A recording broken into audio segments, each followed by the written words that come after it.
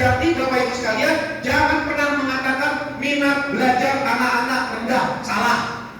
Yang benar adalah minat belajar anak-anak begitu tingginya, hanya persoalannya apa yang dia pelajari. Sekarang era teknologi, maka arah perhatian anak lebih banyak belajar di handphone dan belajar di sekolah. Ini yang luar biasa. Maka sekolah berusaha keras agar bisa menyesuaikan, menselaraskan dengan teknologi itu. Ya, jadi tidak ada minat belajar anak yang rendah, nggak pernah ada sejarahnya. Selama masih ada otak, nggak pernah ada. Salah ini.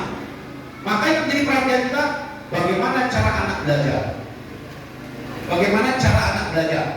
Bahkan saking minat belajarnya tinggi sekali, sampai anak-anak awalnya mungkin dia gundah gulana, resah. Begitu kita kasih handphone, apa yang terjadi?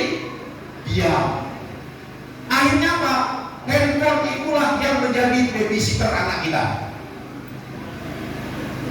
Si penting menang. Ya, kasih handphone, diam-diam, alhamdulillah, aku bisa masak. Ya kan? Begitu lihat, mamanya sudah kemana-mana, sudah ke YouTube, sudah kemana-mana. Itu teknologi, Bapak Ibu. Itu bukti bahwa anak kita punya kemampuan belajar yang luar biasa.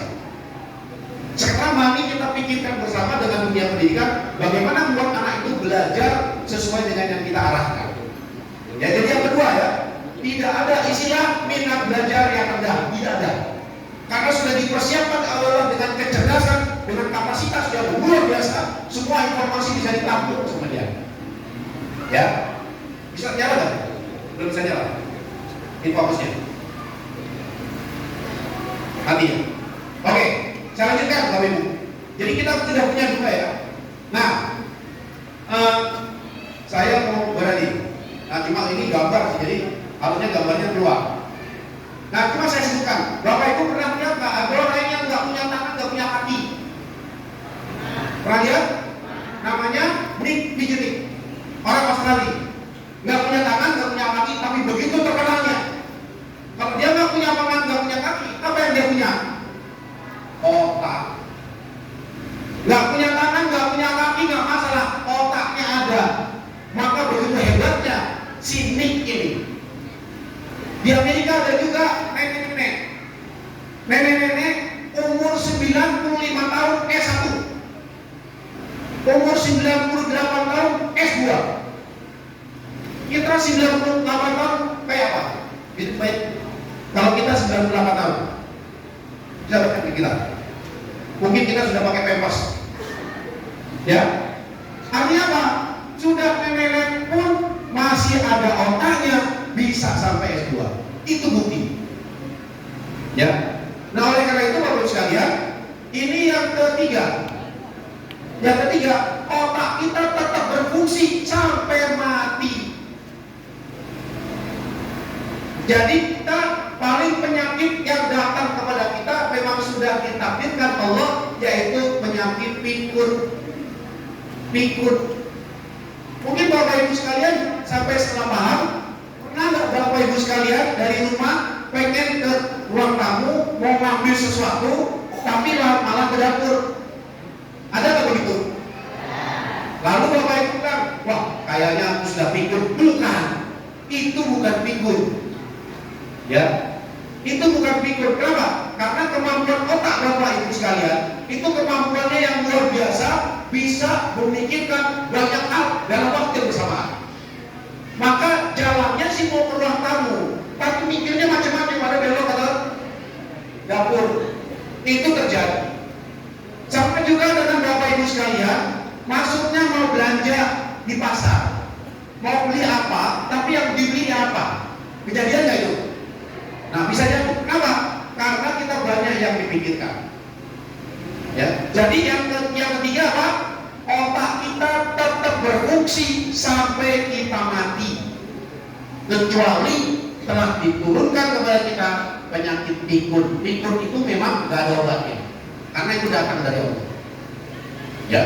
Nah, maka agar tidak kena pikun, maka otak kita fungsikan terus sedemikian rupa, khususnya dalam memberikan perhatian kita. Ya. Nah, Bapak Ibu sekalian, Dengan demikian, ini adalah gambaran yang paling utama. Nah sekarang Bapak Ibu sekalian, saya mau mengambil yang terakhir karena sudah setengah 10. Setengah 10 kan? Oke. Karena nanti kalau ada yang mau nanya, saya berikan kesempatan. Yang terakhir, ya, Bapak Ibu sekalian, tugas kita sebagai orang tua agar anak-anak kita nanti nyaman dia sekolah dengan penuh semangat. Ini kunci terakhir Bapak Ibu ya dalam pertemuan ini. Yaitu apa? Tadi di dalam judulnya sampai masih ingat, masih nempel di judul di dalam layar. Judulnya ingat? Pola asuh untuk pola asuh anak untuk masa depan. Ya. Nah, ini akhirnya nyala juga. Ini saya bilang tadi ya. Sini ini punya otak dia. Gambarnya. Yang berikutnya lagi nenek-nenek ini 98 tahun S2. Artinya apa? Otak kita tetap cerdas sampai meninggal. Jadi tidak ada orang yang tidak cerdas. Itu adalah kekuasaan Allah. Allah telah mempersiapkan kita dengan kecerdasan untuk menangkap informasi. Dan kapasitas otak kita disiapkan sampai 3 juta jam video di YouTube. Itu luar biasa. Maka saya bilang revitalisasi otak, kenapa? Otak kita itulah yang bisa membuat kita menjadi cemerlang. Nah, Bapak Ibu sekalian, pertanyaannya, kita punya 4 gaya. Punya 4 gaya di dalam membina anak kita. Yang pertama, gayanya gaya mengabaikan. Maksudnya mengabaikan, kita tidak memberikan perhatian apapun kepada anak kita. Orang tua kurang memberikan perhatian atau kasih sayang maupun kontrol terhadap tingkah laku anak, lebih fokus pada pemenuhan kebutuhan ekonomi keluarga. Ini bukan salah benar, tapi memang faktanya urusan ekonomi kan juga harus dipenuhi. Tapi itu menyibukkan kita, akhirnya kita nggak sempat berikan perhatian kepada anak kita. Itu gaya yang pertama. Ya. Gaya yang kedua, otoriter. Istilah otoriter apa? Orang tua sangat menuntut dan mengontrol tingkah laku anak, namun kurang menunjukkan kasih sayang dan perhatian yang cukup kepada anak. Itu otoriter. Ketat sekali, tapi kasih sayangnya kurang. Ketat dan menghukum. Ya, itu gaya yang kedua. Gaya yang ketiga adalah permisif. Artinya apa? Aliran bebas. Orang tua memberikan kasih sayang yang tinggi, namun kontrolnya rendah. Ya wes nak, karepmu, monggo, silakan. Memberikan kebebasan pada anak tanpa aturan yang jelas. Itu namanya gaya permisif. Permisif artinya apa? Gaya bebas. Itu gaya yang ketiga. Gaya yang keempat adalah otoritatif. Apa itu otoritatif? Orang tua memberikan kasih sayang yang tinggi dan diseimbangi pula dengan pengendalian yang tinggi pada tingkah laku anak. Dengan demikian sebenarnya gaya yang diharapkan oleh anak-anak adalah gaya yang terakhir ini, otoritatif. Kasih perhatian yang tinggi juga diberi aturan. Kalau salah diberi peringatan, tetap diberi peringatan bahwa itu salah. Ya. Cuma memang secara kalau otak kita memang fungsi otak kita pada umumnya Bapak Ibu tidak bisa memproses kata tidak. Ngerti nggak maksudnya? Sekarang Bapak Ibu saya bilang ya, saya buktikan kalau Bapak Ibu tidak bisa memproses kata tidak. Oke? Saya bilang, Bapak Ibu sekalian, tolong jangan pikirkan tentang gajah.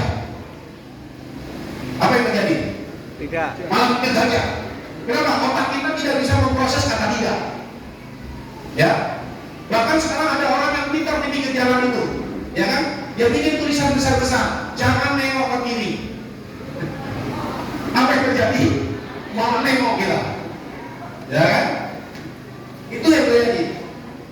Nah ini Bapak Ibu adalah yang diharapkan bahwa cara kita mendidik atau cara kita mendidik anak otoritatif, beri perhatian dan juga aturan berlaku.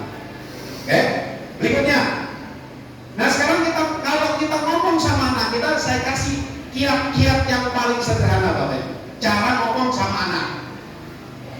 Kalau kita ngomong sama anak, ketahuilah bahwa kita punya cara ngomong masing-masing. masing-masing.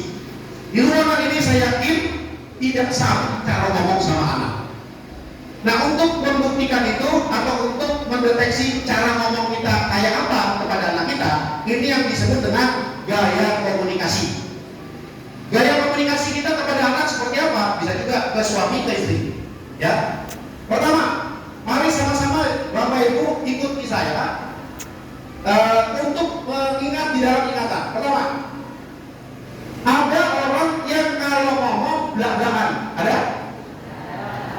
Apa selain belak-belakan istilah lain? Selain belak-belakan apa? Ya? Makros, ceplas-ceplos, jos, ekonomi. Pokoknya kayak gitu. Ada nggak? Nah, Bapak Ibu sekarang, tolong Bapak Ibu diingat saja. Kalau Bapak Ibu merasa, oh saya itu, ditandain di dalam hati, tandain. Kalau Bapak Ibu tipe orangnya ceplas-ceplos. Sebaliknya yang selatan, sebaliknya dia kalau ngomong sama orang ditahan dulu, dia lihat dulu, itu namanya nahan. Nah, silakan Bapak Ibu, kalau Bapak Ibu merasa kayaknya saya lebih cenderung memang nahan. Ingat selatan, ya. Sekarang timur barat. Timur barat artinya apa? Kalau ngomong langsung urusan kerjaan. Contoh, Bapak Ibu kalau nanya tentang PR anaknya, langsung nanya anaknya, Pak, PR-nya sudah dikerjakan. Kalau nanyanya begitu, maka Bapak Ibu termasuk yang di sebelah barat, langsung kerjaan nanyanya. Tapi kalau Bapak Ibu nanya PR tentang anaknya, nanyanya gini, nah, kamu lemes nak, kamu capek nak, kamu ngantuk nak. Tidak, Bu, saya nggak ngantuk. Kalau gitu PR-nya dikerjakan. Nah, banyak ini disebutnya dengan basa-basi. Jadi tolong sekali lagi jangan lagi menyebut orang basa-basi. Kenapa? Karena memang seperti itu gaya ngomongnya. Nah, Bapak Ibu sekarang kalau mau ngomong lihat orang dulu, berarti Bapak Ibu ada di timur. Maka dengan demikian Bapak Ibu, ya dengan demikian sudah ditandai ya dalam hati. Berarti kalau Bapak Ibu yang menandakan saya orangnya belak-belakan, lalu saya kalau ngomong langsung pekerjaan, maka saya ada di kotak yang merah ini. Kotak merah. Kalau belak-belakan, kalau ngomong lihat orang dulu, biasanya dia orang belak-belakan ngomong lihat orang gini, wah, ibu kelihatannya matching banget nih, dari sepatu sampai kerudung matching banget. Itu tipenya orangnya adalah ngomongnya belak-belakan dan yang dilihat orangnya. Maka dia masuk yang gambar warna hitam ya, sebut saja hitam. Ya. Lalu yang selatan, kalau ngomong lihat dulu. Kalau ngomong lihat dulu dan kalau orang itu kelihatannya lagi cemberut, dia nggak berani ngomong, maka tipenya orang yang di S dan di hijau. Lalu kalau orang nahan tapi kalau ngomong langsung kerjaan, maka di biru. Dengan demikian, Bapak Ibu sekalian, kita sudah tahu apa gaya komunikasi kita, yaitu dengan sebutan DISC. Ya, kalau ngomongnya belak-belakan dan langsung kerjaan, maka dia tipenya D. Kalau yang dia belak-belakan, kalau ngomong lihat orang dulu, maka dia tipenya I. Saya nggak sebut pokoknya D, pokoknya DI. Lalu kalau mau ngomong nahan dulu, kalau lihat orangnya lagi bete, maka dia nggak ngomong dulu, ditahan, maka dia tipenya S. Ya. Lalu kalau dia nahan, tapi kalau dia ngomong langsung urusannya pekerjaan, maka di tipenya C. Secara singkat saya kasih tahu ciri-cirinya Bapak Ibu. Ciri-ciri D, ya. Pertama adalah orang D itu senangnya mengendalikan.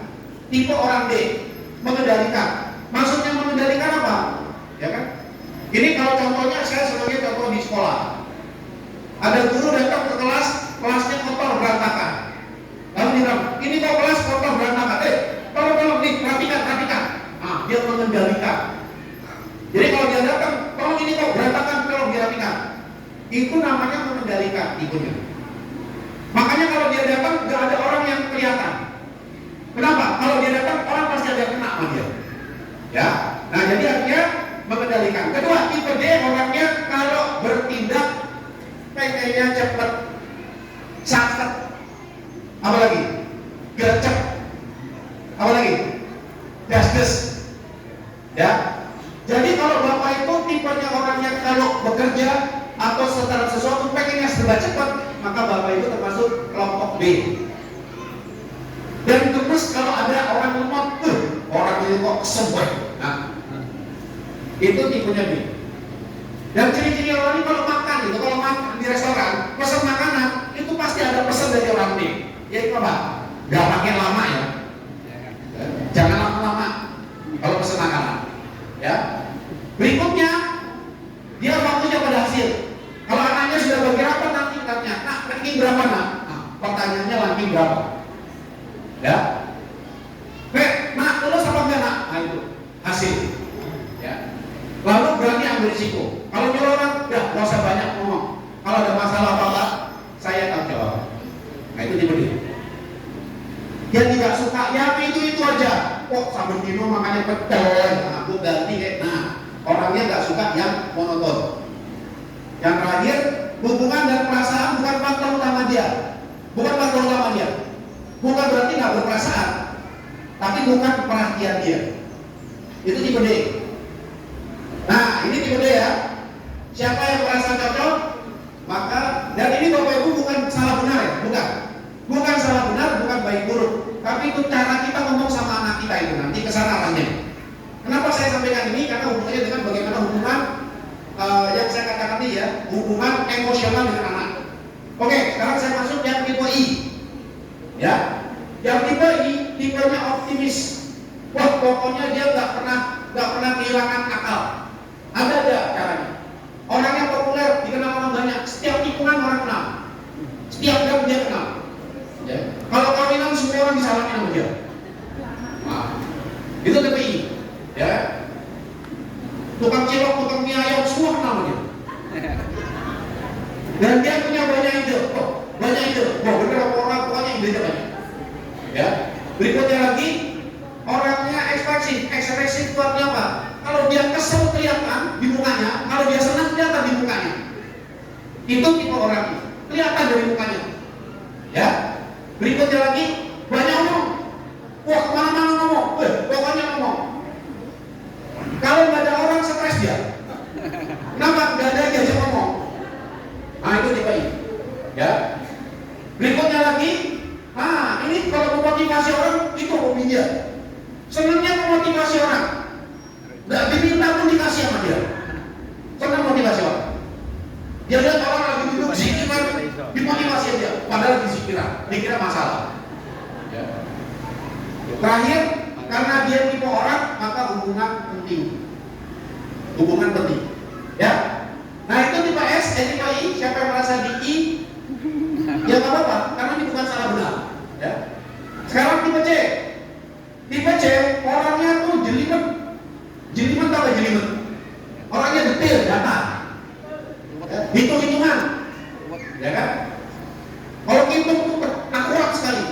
Ya. Dan senang menganalisa. Dan orangnya sangat cermat. Kurang 50 rupiah, dibilang kurang 50 rupiah. Cermat. Maka cermat ini dibilang beda tipis sama pelit. Ya. Beda tipis sama pelit. Makanya Bapak Ibu yang merasa C lalu dibilang, oh jenengan kok pelit. Udah ada jawaban. Jawabannya apa? Saya bukan pelit, tapi saya cermat. Nah, itu jawabnya. Ya. Jadi kalau dibilang, oh jenengan ini pelit, enggak pelit saya, cermat. Berikutnya lagi, orangnya sangat hati-hati. Tingkat kehati-hatiannya tinggi, takut salah, dan seterusnya.